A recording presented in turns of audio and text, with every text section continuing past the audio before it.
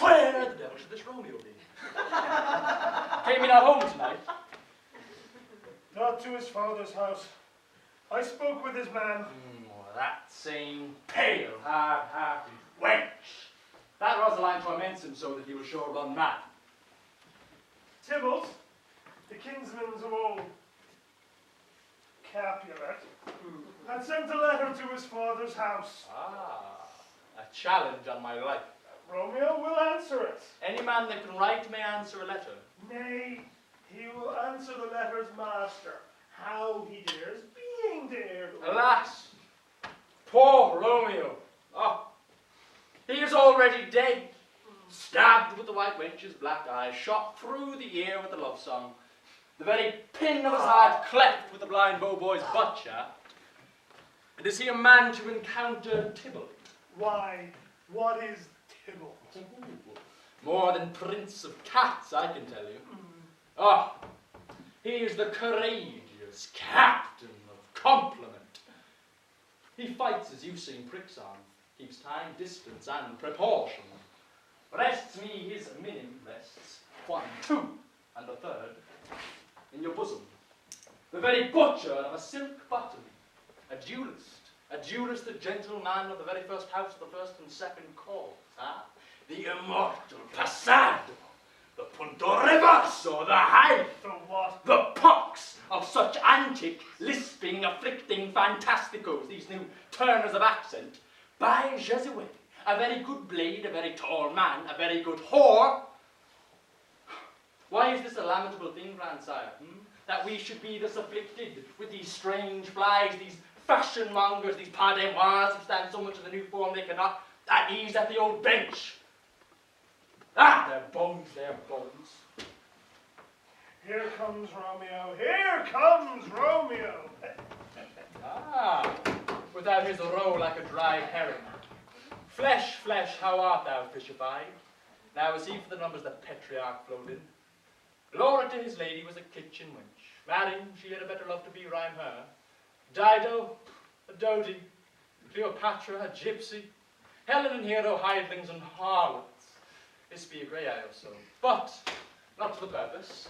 Signor Romeo, bonjour. There's a French salutation to your French slop. You gave us the counterfeit early last night. Good morrow. What counterfeit did I give you? The slip, sir, the slip. Can you not conceive?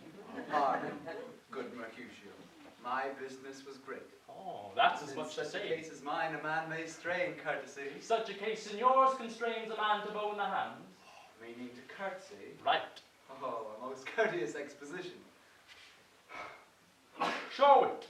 Follow me in this jest now till thou hast worn out thy pocket. Now when the single soul of it is worn, the jest may remain. After the wearing, solely singular. Oh, single soul jest, solely singular for the singleness. Come between us, good Benvolio, my wits faints. Oh, switch in spurs, or I'll cry a match. Nay, for if our wits run the wild goose chase, I am done. For thou hast worn the wild goose symbol of thy wits, I am sure I have in my whole 5. Was I there with you for the goose? Thou was not there for anything when thou was not there for the goose. I will bite you in the ear. Nay, good goose, bite not. Thy wit is very bitter sweetening, it is the most sharp sauce. And is it not best served into a sweet goose? Here's a bit of chevron that stretches from an inch an hour to an ell broad. I'll stretch that word broad, which, added to the goose, proves thee far and wide a broad goose. What is this? Not better now than groaning for love, Now art thou sociable, now art thou Romeo. Now art thou what thou art by art as well as by nature.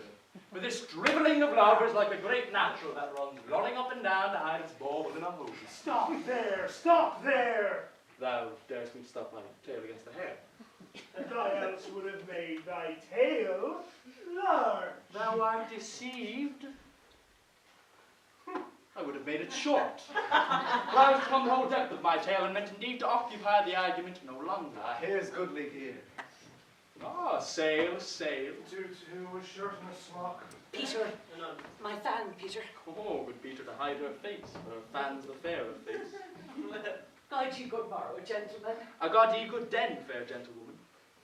Is it good then? That is no less, I tell thee, for the bawdy hand of the dial is now upon the prick of noon. Ouch upon you, what a man are you? One good gentlewoman that God had made for himself to mar. By my troth, it is well said for himself to mark, quotha.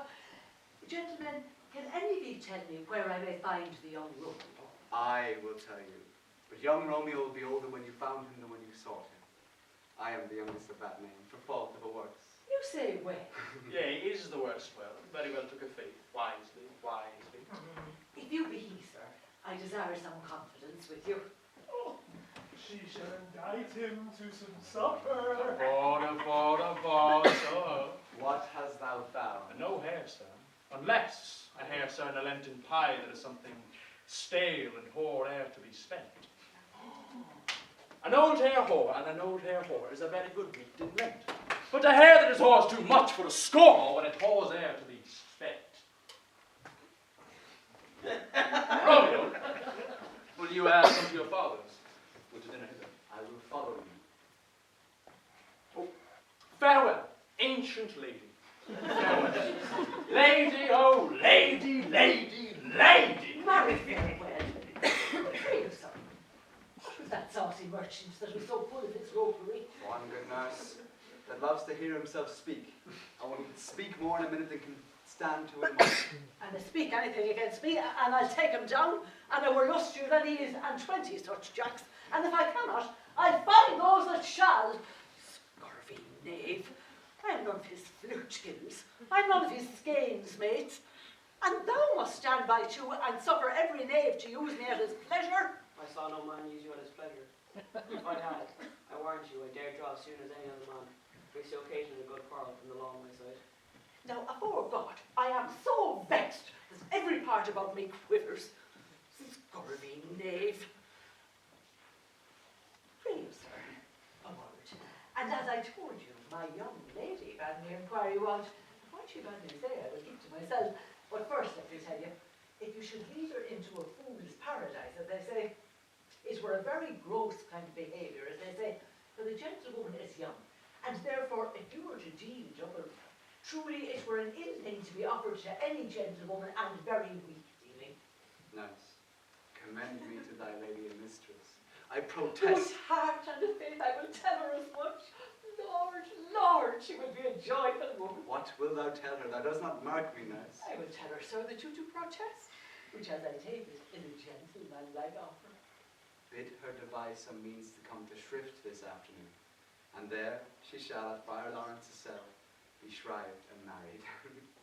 Here is what I Oh, pay. truly, sir, not a penny. Go to, I say you shall. This afternoon, sir, she shall be there. And stay, good nurse, behind the abbey wall. Within this hour my man shall be with me, and bring thee cords made like a tackled stair, which to the high-top gallant of my joy shall be my convoy in this secret eve. Farewell. Be trusty, and I'll quit thy pains. Now, God in heaven bless thee. Oh, harkye, sir. Is your man secret? Did you ne'er hear say, two may keep counsel, putting one away? Nurse, my man is as true as steel. Well, sir, my mistress is the sweetest lady. Oh, Lord, Lord, when there's a little prayer thing. Oh, there was a nobleman in town, one Paris, that would fain lay night aboard, but she would soon had his lips see a toad, a very toad, as see him. I anger her sometimes and tell her Paris is the properer man, but I warn when I say so. She looks as plain as any clout in the versal world. Doth not Rosemary and Romeo both begin with the letter? Aye, goodness, what of that? Both with an R. Ah, no, Mocker, that's the dog's name. Or as for, no, some other letter. And she had the prettiest sententious of it, of you and Rosemary, that it would do you good to hear it. Commend me to thy lady. Aye, 1,000 times. Peter, take my fan and go before in the pace.